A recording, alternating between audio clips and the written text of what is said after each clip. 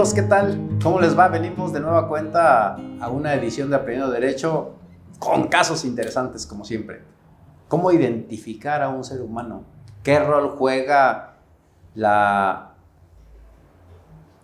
ciencia? Hay muchos desaparecidos en el país. ¿Cómo lograr identificarlos? ¿Cómo se hacen los ADNs? ¿Cómo se hace un análisis de la dentadura, de los restos óseos? Por eso es un honor para nosotros que hoy nos acompañe el doctor Luis Aguilar, quien tiene especialidad ya en odontología legal y forense. ¿Qué es lo que hacen? ¿Qué rol juegan en la fiscalía sobre todo? Tanta búsqueda que hay de gente desaparecida. Es un honor recibirle, mi querido doctor. Muchas gracias. Un gracias gran por la honor invitación. platicar con usted porque sumamente interesante el área que usted maneja. Trabajar en búsqueda de identificaciones de seres humanos, personas desaparecidas, sobre todo a través de la estructura dental. Bucal, sistema estomatognático. No es complicado porque, a ver, de entrada, pues los que no tenemos nada que ver con la odontología, suponemos que tenemos cuestiones muy similares en una apariencia bucal. Uh-huh. Cuando abren ustedes ya la boca, es donde notan las diferencias. Tenemos todos los mismos dientes, otros menos, otros más, molares, caninos. ¿Qué es lo que hace la diferencia como para identificar entre millones de personas? Bueno, normalmente en las estructuras de boca contamos con 32 dientes, contando las muelas del juicio. Uh-huh. Las personas que tienen, los más chicos tienen 20, que son los que conocemos de leche. Ajá. Y sobre eso podemos buscar ausencias, rotaciones de los dientes, características de alguna patología. Y hay unas zonas, por ejemplo, las arrugas del paladar, nadie tiene las arrugas iguales. Ah, caray. Entonces, como las huellas Como las huellas. Entonces, mientras más marcada esté, podemos presumir que es más joven el individuo en este caso. De repente se me sale paciente porque... O sea, ¿eso sí sirve para calcular más o menos edades? Sí, se puede calcular edades por las arrugas del paladar. Hay una estructura aquí que se llama apófisis mastoides, que cuando ya es un esqueleto, de ahí se puede determinar si es hombre o mujer. ¿Es donde se engrana? No, es más atrás. Esta protuberancia que tenemos por detrás de la oreja se llama apófisis mastoides. Todo el mundo ha escuchado el esternocleidomastoideo. Uh-huh. Mientras más marcado esté, podemos presumir que es un individuo varón. Okay. Porque tiene tiene muchas características de acuerdo a las inserciones musculares. Uh-huh. Otra cosa es que la forma del paladar también nos podrá determinar si tiene tendencias masculinas o femeninas, y la apertura del ángulo de la mandíbula, que es la rama junto con el cuerpo. 120 grados, mayor es mujer y menor podría ser hombre. Analizando esas características que usted menciona, ¿qué porcentaje de eficiencia se tiene desde el punto de vista científico como para determinar, ¿era un varón o era una mujer? Tenemos unas tablas. Normalmente ya hay unos protocolos establecidos. Se marca una tendencia y en este caso hace rato mencionaba la cuestión de qué te da el 100%, la genética. Otra de las cosas que hacemos nosotros como odontólogos forenses, si nos lo requieren, es tomar una muestra. Tiene que ser un diente posterior o de la parte de atrás, sin caries, sin ningún desgaste que involucre mucho esmalte. Se toma la muestra, se manda genética y se hace un examen en primera línea. O sea, padres a hijos podemos determinar y dar una certeza del 100% si es o no es la persona que están buscando. Okay. ¿El diente es el que conserva los elementos para llevar a cabo la genética? Dentro del diente, lo que conocemos como el nervio, cuando hacen una endodoncia, tiene características de una célula pluripotencial que constantemente está formando. Uno de las estructuras de mi área o del área odontológica que se sigue formando todo el tiempo es el tejido que está entre el nervio y el esmalte. Se llama dentina. Genera odontoblastos y al ser células madre que están formándose constantemente nos pueden dar características de ADN mitocondrial. ¿Y cuando se trata de osamentas? Normalmente, espero no dar información errónea, pero casi siempre lo que tiene que ver con antropología pueden tomar un pedazo de lo que es la caja del cerebro, toda la parte del cráneo, se toma un bloque, se puede tomar de un hueso largo, si definitivamente eso no se pudo, o solamente el fémur, húmero, tibia a veces, y si eso no nos dio nada o no existe esa parte del cuerpo, entra a odontología, se busca un diente, se toman 2 órganos dentales y se mandan a estudio. Entonces, wow. sí, porque puedes encontrar solamente el cráneo, solamente la mandíbula, Sí. o puedes encontrar, como hace rato mencionábamos, diferentes individuos y al menos determinar. Lo importante es que haya con qué compararlo. O sea, si el familiar no va a dejar su muestra de ADN, no puedes compararlo con nadie y pues no es reconocible. Para tratar de identificar a quién pertenece esa osamenta, desde el punto de vista de la odontología, ¿ustedes solicitan los antecedentes de atención de un dentista de esta persona para verificar qué trabajo le hizo y hacer en todo caso una comparativa, o no es fiable eso? Pues en un mundo utópico, digamos que sí, ¿no? Realmente, o sea, yo en la consulta particular, si me llegaran a pedir, tenemos que tener al menos una radiografía que tiene que ver, se llama panorámica, es de toda la boca, y si nos da un informe el odontólogo de la persona que pensamos, sí podríamos como hacer una comparativa y sobre eso yo digo que es una forma de embudo en el que vas reduciendo las posibilidades y ya al final se toma la muestra de la persona que están buscando. O sea, si yo agarro y busco en una persona de 30 años, hombre, que desapareció en la zona sur y llega un cuerpo con esas características, la persona deja su muestra de ADN y después nosotros tomamos muestra de ADN, se comparan y si es, pues bueno, se le dice que ya se localizó a la persona que estaban buscando. Ajá, ¿influye las fotografías de las personas cuando estaban en vida que aparecen sonriendo? Generalmente nos tomamos fotografías con poses de sonrisa. La apertura de la boca donde deja ver sí, cuando dientes. Se toman las muestras o se fija, que es el término que ocupamos, se toman unas fotos y sí ha habido casos en las que a la persona se le enseña solamente esta parte de la boca y dicen, ¿cómo ven? No, pues sí se parece a su sonrisa. O sea, sabemos si usó brackets, sabemos si tuvo extracciones antes de morir. Hay lesiones que son ante, peri y post-mortem, antes de morir, durante el momento en que falleció, o tal vez una fractura que en el momento de desplazarlo se rompió y podemos identificar si esto no fue antes de que el cuerpo perdiera la vida. Explorando el área, podemos determinar científicamente la data de la pérdida de la vida. En algunas ocasiones sí. O sea, cuando tenemos tejidos blandos, en algunas ocasiones tiene ciertas características, como lo llevan algunos criminalistas, en las que podríamos determinar el grado de descomposición que lleva y sobre eso saber aproximadamente cuánto tiempo tiene que perdió la vida.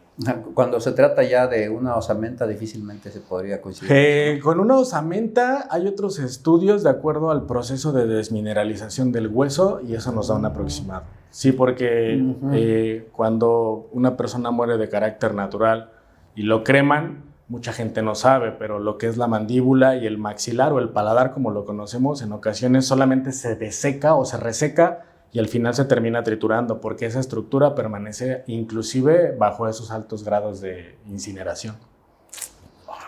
Sí, o por ejemplo, podemos ver unos dientes que tienen un color como violeta o grisáceo y podemos determinar que fue por hipoxia y se podría presumir que fue por una asfixia. Hasta eso. Nada más con visualizar. Sí, normalmente. O amerita llevar a cabo algunos. No, pero le damos unos tips. Digo, todo se trabaja en conjunto. Nosotros no somos determinante, pero somos colaboradores para el fin que se pida.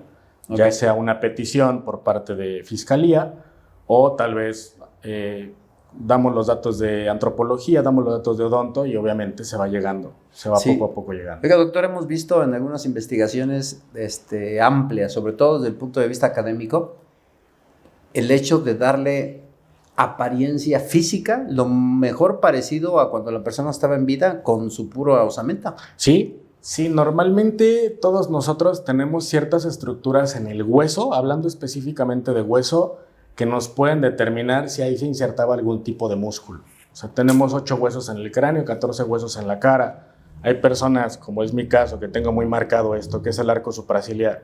Entonces, se puede deducir una ceja poblada, se puede deducir... ¿A poco sí? Sí, claro. O sea, ¿aunque está por encima del hueso? Que parece que le corresponde a la piel nada más. En anatomía nos enseñan que mientras más protuberante es una eminencia ósea, o sea, mientras más grande es el chipote, en palabras muy coloquiales, quiere decir que había más estructuras de músculo que se insertaban ahí.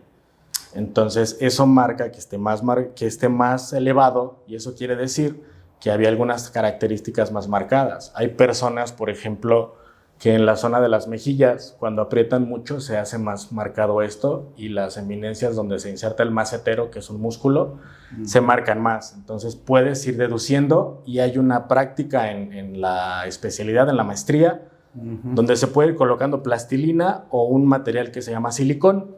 Ya nosotros, en algún momento, en colaboración con un muy amigo mío, ya se puede escanear el cráneo y la computadora nos da un aproximado de tejidos blandos de cómo puede ser el paciente. Y eso ya lo tenemos, bueno, con suficiente, con un doctor que tenga presupuesto, se puede escanear eso en un consultorio y se puede llegar a hacer. Digo, la bronca sería sacar la osamenta de fiscalía, escanearla, meterla a una computadora y al cabo de unas 12 horas ya está. Inclusive se puede imprimir en resina 3D para tener el modelo aquí aproximado, y eso también ayuda bastante. Eso está súper interesante, pero tiene grado de efectividad, porque eso a mí me parece una herramienta formidable. Sobre todo, México es un país de muchos desaparecidos. Bastante. Desafortunadamente.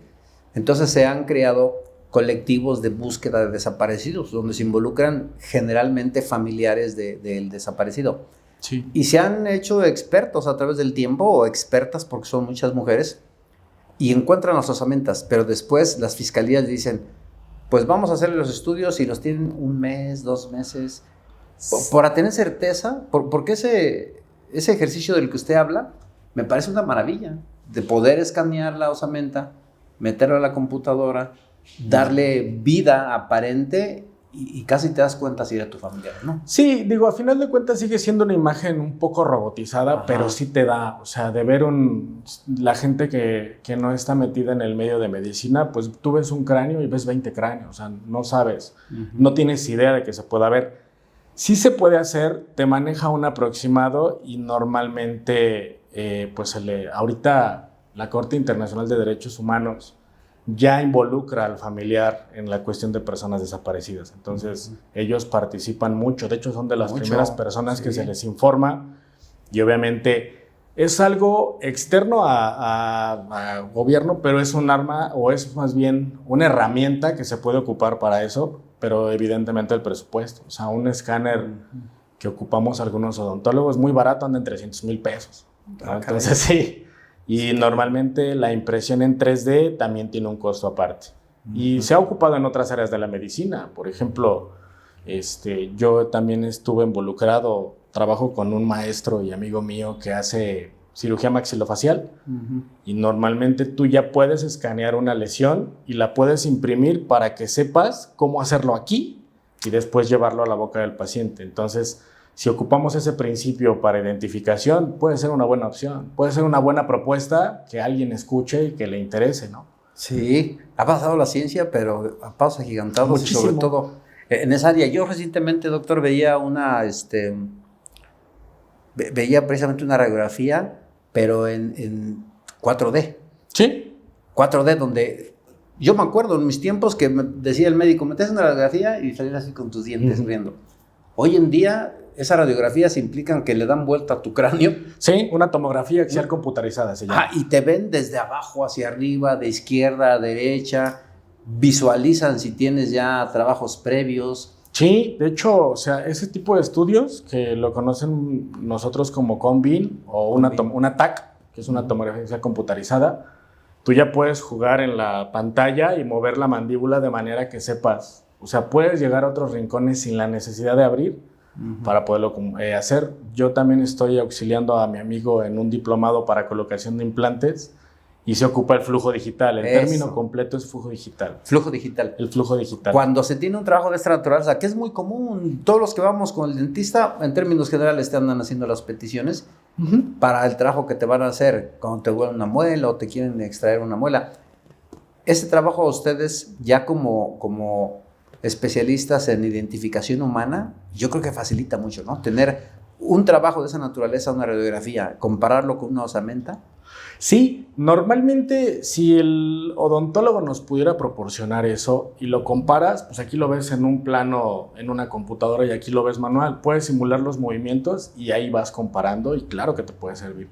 Normalmente hay muchas cosas que engloba la boca, ya hablando en cuestiones de identificación, que podemos marcar muchísimo. O sea, por ejemplo, en la parte del mentón por dentro hay unas apófisis geni. Normalmente pueden tener 4, 2 o una sola. ¿Qué es eso? Es un piquito de hueso donde se insertan músculos que van hacia el cuello y van hacia la lengua. Entonces, también está documentado en los libros de anatomía que no están enfocados a la identificación, que normalmente en mujeres hay 2, en hombres puede ser 1, y de ahí podemos también ver algunas otras características. Hay gente que tiene unas protuberancias en la mandíbula que se llaman torus. Le salen unos chipotes en la boca. Entonces eso tampoco es algo que todos tengamos y te puede marcar un parteaguas para ir buscando la persona que probablemente pueda ser. No, pues ya hasta me quedé aquí pensando, ¿y eso cómo se logra solucionar? Hace ratito, doctor, me decía usted que la odontología forense suele responder 10 preguntas. No. Normalmente hay un artículo publicado por la Gaceta de la UNAM en donde la antropología busca 10 preguntas. Ajá. ¿Qué es lo que nosotros generalmente se busca? Número 1, pues que sean piezas humanas. Ok. Número 2... Que no es muy... No es tan complicado. ¿No? Okay. O sea, lo que puedes llegar a confundir es la primera costilla, que es muy delgada, pero normalmente las estructuras cambian un poco. Primero, que sean de humano o de animal. Después, ¿cuántas personas están en ese lugar? Puedes tener una mandíbula de uno, un cráneo de otro, una pierna de otro. Después de eso, determinar si ahí quedaron, ahí los enterraron, o si fueron trasladados de otro lugar, o inclusive si fueron manipulados por algún animal carroñero. Eso se llama tafonomía. Después de eso, puedes determinar altura, sexo, edad, aparte de cuando falleció. ¿Con el puro cráneo se puede...? Con algunas estructuras de hueso. ¿Sí? Sí, del cráneo a lo mejor la altura no, pero otras sí. Y ya sobre eso, pues vas marcando. O sea, ya divides. Tenemos una mujer de 30, un varón de 25 y demás, ¿no? Entonces, normalmente son 10 preguntas que hace la antropología física para la identificación humana, y de esas, aproximadamente 7 u 8 pueden ser contestadas por un odontólogo. ¿Causa de muerte? Si fue en la cara o en la cabeza, sí. O sea, buscamos... ¿Habría que ver lesión? Sí, buscamos orificios de entrada, de salida. Digo, un poquito hablando de criminalística, pues ya sabemos que el de entrada suele ser un orificio pequeño, puedes determinar el calibre, hay balística interna, entonces todo eso lo puedes ver. Uno de los problemas o de las broncas en la cabeza es de que cuando es por arma de fuego, sí tiene fuerza para entrar, pero no, en ocasiones no sale, dependiendo del calibre. Entonces se queda rebotando por todos lados. Y adentro se ven las... Se ven las muescas. Si una vena por dentro, como es una arteria meningia, se puede marcar únicamente por el pulso, evidentemente un proyectil se puede marcar. Sí, ¿el tamaño de la dentadura te puede hablar de la edad? Sí, la forma. Normalmente la forma. O sea, un espacio entre el primer molar superior derecho y el izquierdo, normalmente de 30 milímetros, te habla de un adulto. Entonces, la forma redonda puede hablarte de un hombre, y la forma cuadrada te puede hablar de una mujer. Ya está eso. Hay gente que pierde sus dientes por alguna enfermedad, limitación, de manera temprana. ¿Eso es confuso para ustedes? Puede llegar a ser confuso, pero por ejemplo, una persona que tuvo mucho sarro casi siempre pierden los dientes de abajo de adelante. Entonces, podemos determinar por el grosor de hueso cuánto tiempo tiene que los perdió. Entonces, si tenemos, por ejemplo, una persona que no tiene los 4 anteriores inferiores, pero le está erupcionando el tercer molar, bueno, en ese momento quedó a medias, podemos determinar que no tiene menos de 21 años. A pesar de que no tenga los dientes de enfrente, porque lo que nos marca la pauta para determinar la edad sería la formación de la muela del juicio y no la pérdida de los de adelante. No, hombre, ¿qué estudio científico? ¿En base a la observación o requieren ustedes en términos generales? No, eso se ve clínicamente. Sí. Bueno, en el marco legal tiene que ver con el método científico, que es observación, pero hablando en cuestiones odontológicas se le llama clínicamente. O sea, clínicamente lo que yo estoy viendo en este momento es que el tercer molar solamente se formó la coronita.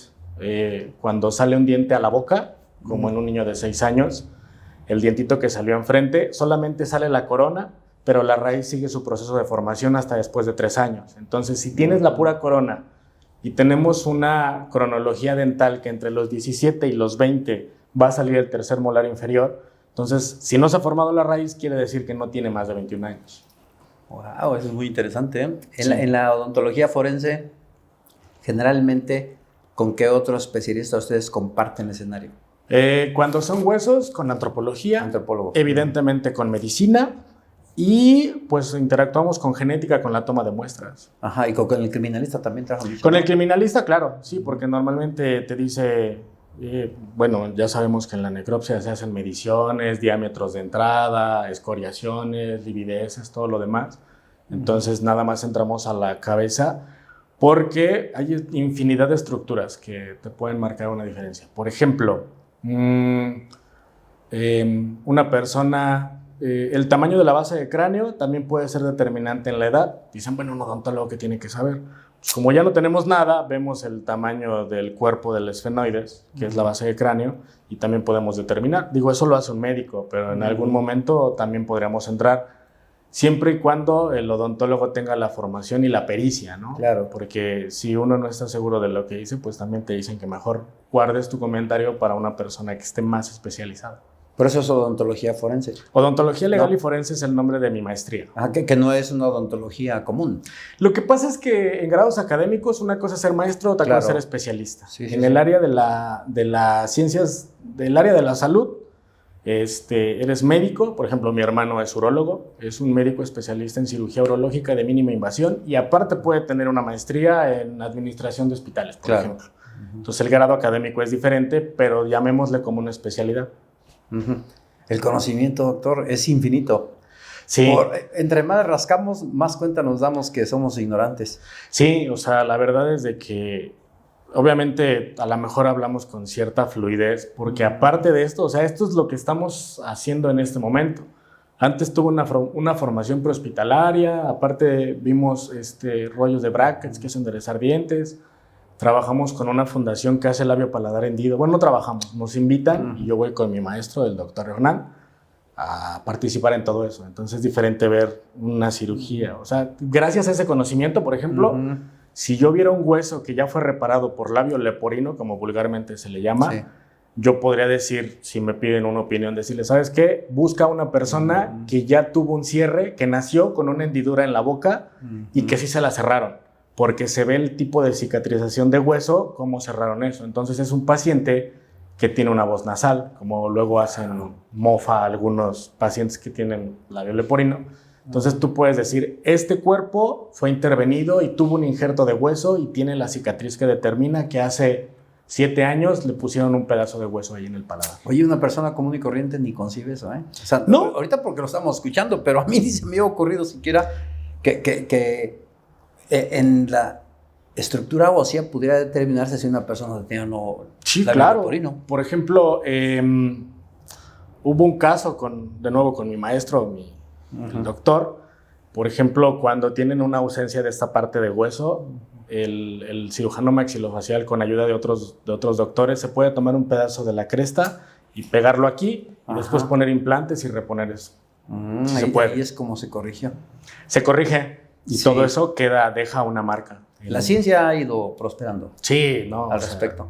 A cada rato hay muchas Ha publicaciones. ido facilitando. ¿Qué casos más comunes en campo ha visto usted de identificación humana? Normalmente hay mucha duda porque algunos, en el momento del traslado de los restos humanos, en ocasiones se rompen. Ajá. Porque estuvo expuesto al sol o, por ejemplo, hay algunos animales que roen todo ese hueso. Entonces existe esa duda si fue una lesión a causa por la causa de muerte o si fue un animal. Entonces ahí es donde tiene que ver. Hay muchas fracturas de todo lo que es la mandíbula. Inclusive podemos determinar la dirección del impacto dependiendo de dónde fue la fractura. Wow. Sí. Ahora sí que nos quedamos muy, muy satisfechos, mi querido doctor, con lo escuchado. Quedan 1000 preguntas al aire, por supuesto, pero la ciencia creo que nos va apoyando. Hoy en día hablamos de cosas que pues antes ni nos imaginamos, ¿no? Sí, al día con día. Gracias, doctor, por venir al programa, porque nos deja usted una gran enseñanza. Muchísimas gracias por la invitación. No, al contrario, el doctor Luis Aguilar. Gracias a usted también por recibirnos en su casa, porque por usted hacemos estos programas.